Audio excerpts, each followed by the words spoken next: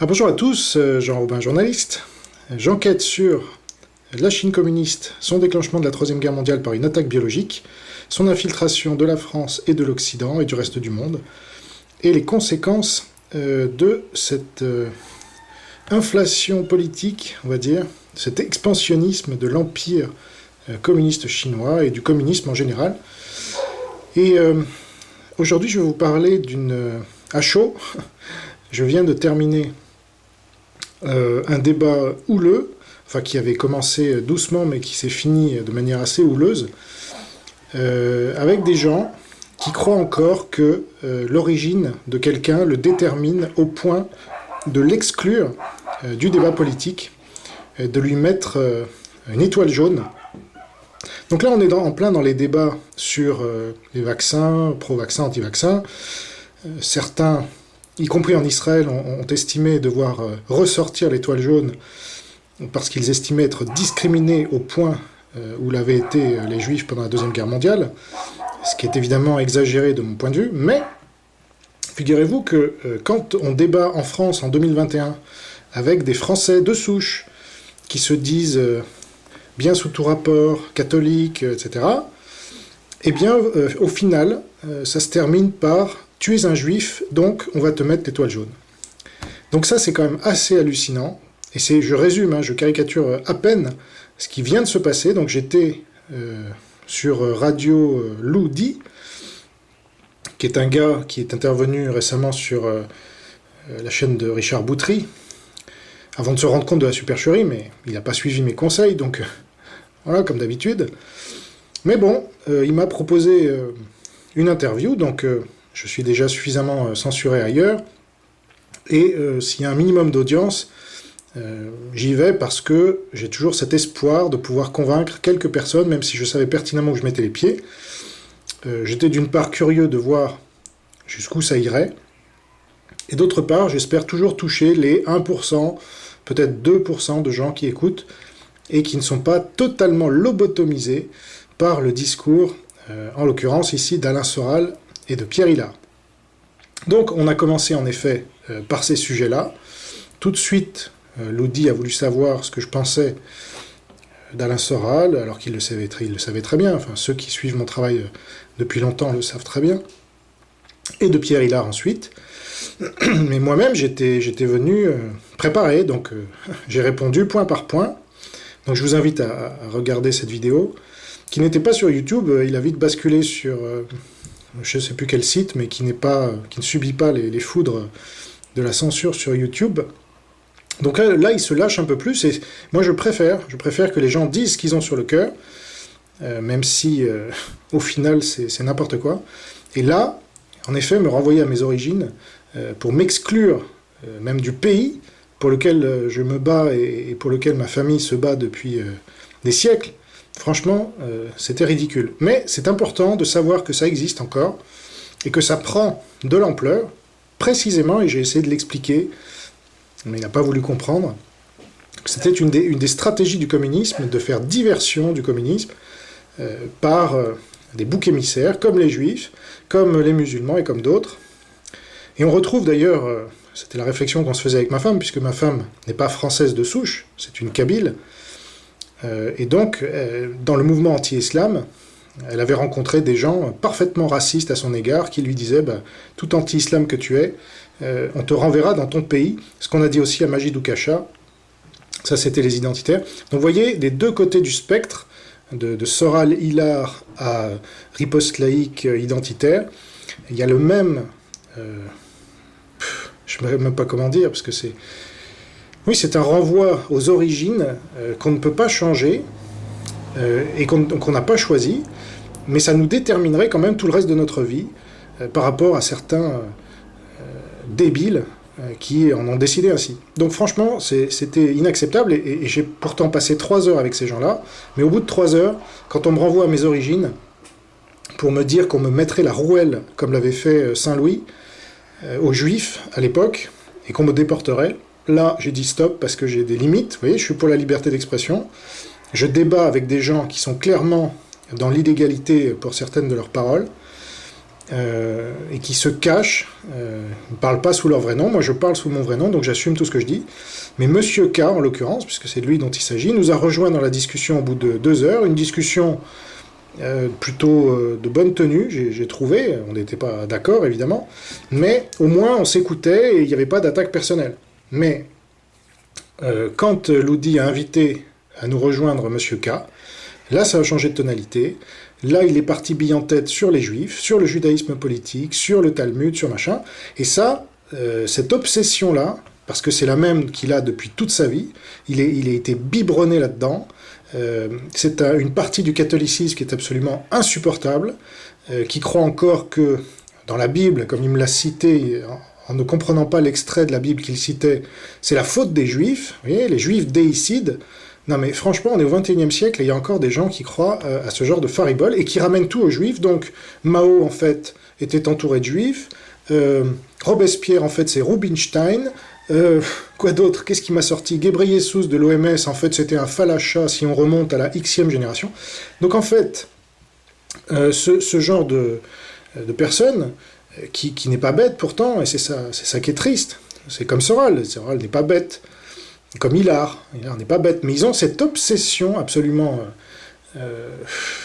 fantasmatique là, des juifs, qui domine tout, et derrière le communisme, il y a les juifs. Alors c'est facile. Là, je ne veux pas employer les mêmes termes nécessairement que le système, mais si le système dit que le ciel est bleu, je ne vais pas commencer à dire qu'il est vert. Donc là, le complotisme, ou la fameuse théorie du complot, là, on est en plein dedans. Parce que moi, je ne dis pas que les Chinois sont derrière tout. Je ne suis pas aussi débile que ça. Et je l'ai bien expliqué pendant ce débat, cet échange, je ne sais pas comment il faut l'appeler. Alors, après, au moment du débrief vient, donc je vous laisse écouter l'émission si vous voulez en savoir plus, mais après, on se demande toujours si on a bien fait d'accepter ce genre d'invitation, et même si sur le coup, évidemment les attaques personnelles, bon, ça fait toujours mal, mais on s'en relève, et c'est pas la première et c'est pas la dernière, donc voilà. Mais il y a après la question de savoir si ces gens-là pourront se sortir un jour ou un autre de leur obsession et de leur prison mentale, en fait, dans laquelle ils s'enferment tout seuls, avec l'aide, et c'est ça qui est très grave, de gens comme Alain Soral et de Pierre Hilard, qui les enferment avec leurs enquêtes à sens unique. Et alors, je n'ai eu de cesse quand même, j'ai essayé de faire passer un certain nombre de messages, c'est-à-dire que j'ai démontré par A plus B que Pierre Hilard, par exemple, avait menti effrontément à ceux qui lui avaient fait confiance, en ne leur parlant pas de tout un pan du mondialisme, et qui était ce pan du Parti communiste chinois, qui avait infiltré la France depuis une bonne trentaine d'années, et créé des clubs d'influence depuis une dizaine d'années, et que Pierre Hilard n'en avait jamais parlé. Et quand il en avait parlé, c'était 30 secondes en passant. Voilà, donc ça, c'est pas honnête. En plus, donc voilà, quand vous montrez quand même que vous suivez, quand vous montrez à quelqu'un qu'il suit quelqu'un qui ment, et qui est un lâche en plus, qui refuse les débats systématiquement, c'est-à-dire qui s'écoute parler, vous espérez quand même que cette personne va arrêter de faire confiance à un lâche et à un menteur quand même.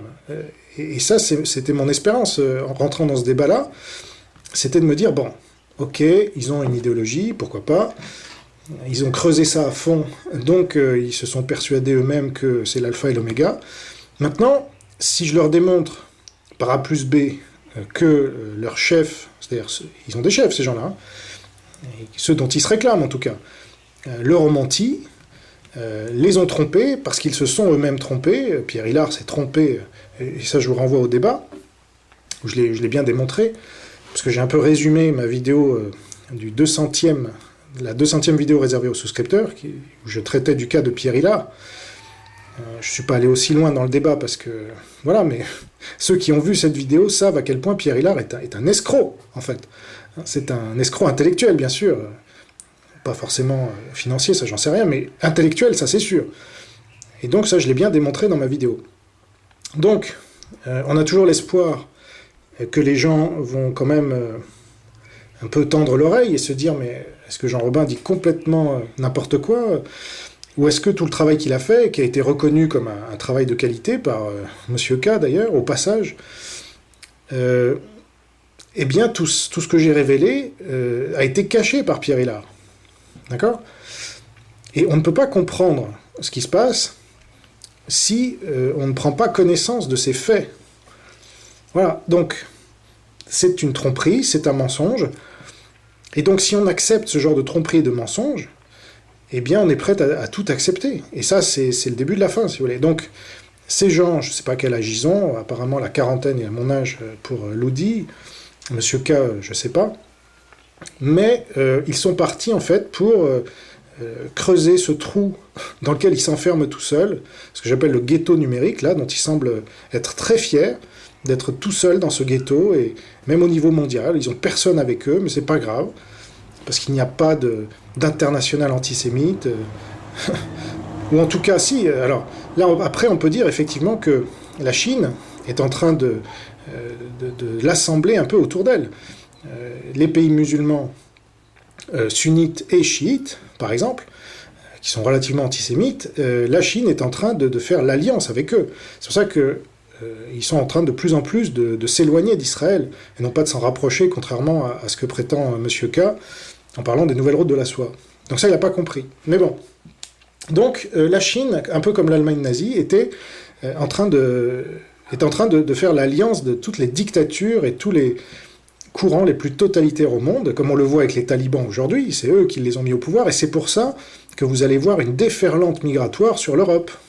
Et donc c'est ça la stratégie du communisme. Comme le Parti communiste français faisait venir un maximum de Maghrébins en France pour détruire la France, non pas que le Maghrébin en lui-même, moi je suis pas raciste justement, ma femme est kabyle, hein, donc je suis pas contre l'immigration, mais quand il y a des mouvements comme celui qu'on va avoir avec les talibans et les réfugiés afghans, parmi lesquels il y aura pas mal de terroristes évidemment, là, on est sur des masses considérables dont le but est de détruire des pays entiers, ou des régions entières.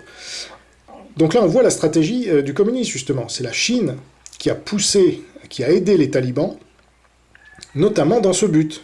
Et puis pour avancer ses pions aussi au niveau international. Donc elle fait, avec ses nouvelles routes de la soie, l'alliance entre tous les pays totalitaires du monde, et elle veut renverser un ordre mondial qui est aujourd'hui en train de basculer de la démocratie. Hein, les principaux pays du Conseil de sécurité de l'ONU étaient encore majoritairement des démocraties il y a quelque temps, à des dictatures. Et donc là, c'est autre chose. Des dictatures communistes, islamistes ou les deux. Donc ça, c'est quand même un problème.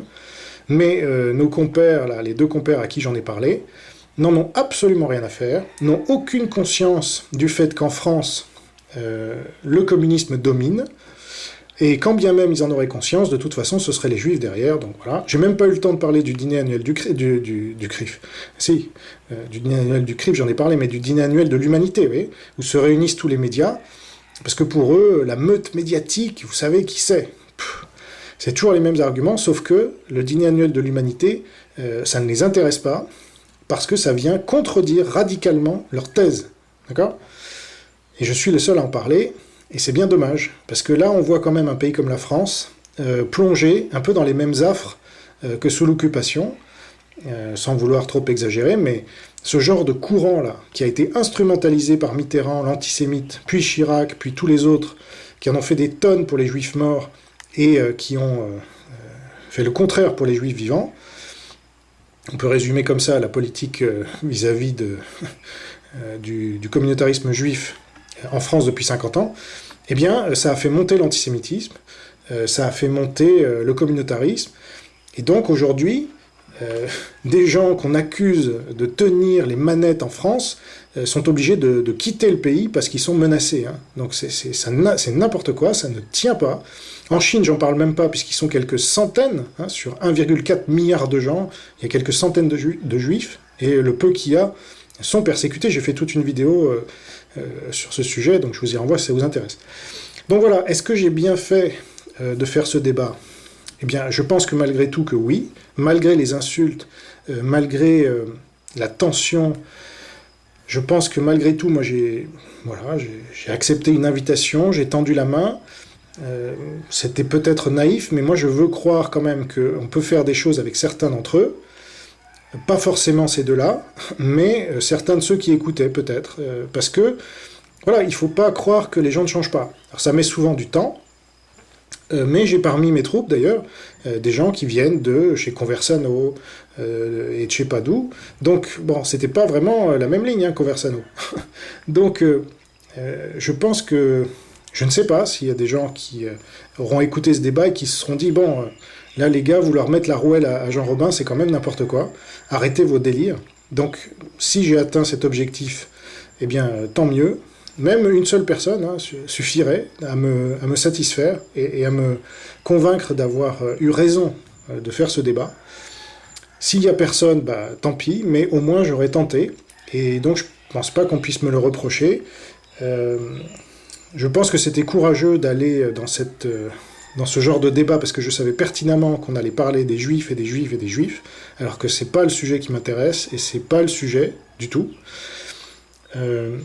Mais voilà, j'y suis allé, parce que je ne suis pas un lâche, moi, justement, et contrairement à Pierre Hilard et à Alain Soral qui refusent le débat, je ne suis pas un lâche, et c'est ça que je voulais montrer à ces deux personnes, qu'ils suivent, eux, des lâches, qui refusent le débat avec moi, alors que Alain Laurent ou le docteur Louis Fouché ou des gens quand même importants ont accepté le débat avec moi, donc c'est pas une question de légitimité, c'est une question vraiment de lâcheté. Et moi, je ne suis pas un lâche, et je n'ai pas quitté ce débat par lâcheté, je l'ai quitté parce que il y a des limites, si vous voulez, à ne pas dépasser. Et moi, j'avais atteint mes limites. Là, quand on me dit, oui, je te mettrais la rouelle si j'étais au pouvoir et je te déporterais, ben non. Vous voyez, ça c'est ma limite. J'aurais pu, je sais pas, si j'étais Jésus, peut-être j'aurais dit, écoute, mon frère, tu vas trop loin, etc. Mais ça, je ne suis pas Jésus, malheureusement. S'il est parfait, moi je ne suis pas parfait, et donc je n'ai pas trouvé la rationalité suffisante pour rester calme, et je sais très bien, je me connais, que dans ces cas-là, je peux partir très vite en live, et donc j'ai préféré dire, bah écoute, au revoir, et marquer aussi les esprits sur cette... il fallait quand même les pousser dans leur retranchement, parce qu'au début, Monsieur K se cachait derrière « Non, mais moi, c'est la politique générale, c'est pas une question de personne ». Oui, sauf que cette politique générale, elle s'applique quand même sur des individus. Hein. Et donc, j'ai pas voulu laisser passer ça, et je l'ai coincé dans ses retranchements. J'ai bien vu que Loudi voulait pas que ça en arrive là, parce qu'il savait très bien quelle aurait été la réponse de Monsieur K, et ça a pas loupé.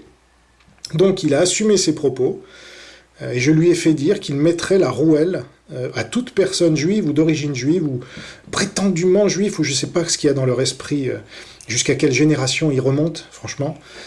Parce que là, c'est ce que je leur ai dit, et ça me fait penser aux Mormons qui remontent dans la généalogie. Ça devient du délire. Voilà, c'est une religion, et donc, ils dénoncent, eux, la religion, bah, ils en ont fait une eux-mêmes, en tout cas, ils y sont soumis. Et donc, j'ai au moins eu le mérite de faire ressortir ça, voilà, c'est eux-mêmes qui l'ont dit, oui, je te mettrai la rouelle, ça serait nécessaire, je pense que ça serait nécessaire. Bon, eh bien, très bien. Eh bien, tirons-en les conséquences, et moi, je ne laisse pas la porte fermée à des gens qui changeraient. Hein, j'ai pris l'exemple dans une lettre que je lui ai envoyée ensuite pour qu'il la lise à ses auditeurs. J'ai pris l'exemple de Daniel Cordier, qui était un antisémite quand il est rentré dans la Résistance, donc il était Action française, et il est devenu secrétaire de Jean Moulin, et il a abandonné son antisémitisme parce qu'il a bien vu dans la guerre que c'était pas les juifs qui dirigeaient le monde, franchement.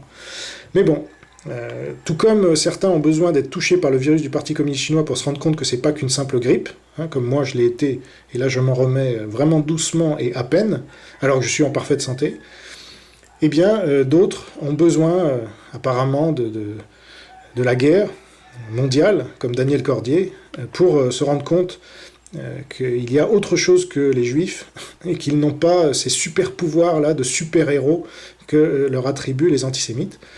Donc, voilà, c'est triste que des gens pensent comme ça, et qu'ils soient persuadés d'avoir raison, et qu'on ait beau leur démontrer par A plus B qu'ils racontent n'importe quoi à certains endroits, et qu'ils ignorent énormément de choses, comme par exemple le pouvoir financier, mais est-ce que tu sais que les 4 premières banques dans le monde sont chinoises ? Ah non, je savais pas. Eh ben, est-ce que ça change quoi que ce soit ? Non, ça change rien. Et si cette discussion avait continué rationnellement, évidemment, je leur aurais dit que il faut prendre compte du réel. Voilà. Une idéologie qui ne tient aucun compte du réel est totalitaire. et elle ne peut mener que dans le mur. Donc il y a eu une attaque biologique, je l'ai démontré factuellement dans tous les sens, par la Chine communiste qui en a tiré les marrons du feu. À qui profite le crime? À la Chine communiste, largement, peut-être à 99%. Et donc, il faut en tenir compte. Il faut arrêter de rester sur son domaine, sa zone de confort, ce qu'on a creusé pendant des années et des années, à s'y perdre dans les méandres des généalogies, des falachas de la 28e génération de Ghebreyesus à la tête de l'OMS, ce qui ne sert absolument à rien et ce qui n'explique en rien le fait que Margaret Chan, qui a précédé Ghebreyesus à la tête de l'OMS, était Han, et elle était là de 2006 à 2017, et elle a fait le ménage. Voilà. Donc, c'est triste, mais c'est comme ça. Donc, voilà, j'ai passé 3 heures avec ces gens-là. J'espère que c'est pas pour rien, mais c'est pas moi, ensuite, qui le décide. Donc, si ça vous intéresse, eh bien, je vous mettrai le lien dans la description. Vous pourrez écouter par vous-même, comme ça, et vous faire votre opinion. Et puis sinon, n'hésitez pas à me dire ce que vous-même vous en avez pensé, si j'ai eu raison ou pas d'accepter ce genre d'invitation. Je pense que je le ferai plus à l'avenir parce que c'est bon. Déjà, ça me vide littéralement, parce qu'en plus ils étaient 2 contre 1, donc ça c'est pas honnête en plus. Lodi n'a pas joué son rôle de neutre. Moi je voulais bien qu'il ramène quelqu'un dans le débat, mais quand on est 2 contre 1, c'est... Voilà. Mais il va dire que je me victimise, voilà, c'est toujours pareil. Donc bref, on n'a rien le droit de dire avec ces gens-là, donc en fait ils sont pas pour la liberté d'expression, ils sont pour la leur, et c'est bien pour ça que je lui ai dit à un moment, mais est-ce que tu es pour la liberté d'expression? Parce qu'ils m'empêchaient de parler. Et donc, moi j'ai défendu la liberté d'expression, y compris de mes ennemis, mais eux en sont totalement incapables. C'est bien ça la différence. Donc voilà, c'est ce que j'avais à dire. Je vous remercie de m'avoir écouté jusqu'au bout. Portez-vous bien, gardez la foi, et vive le Christ Sauveur. Au revoir.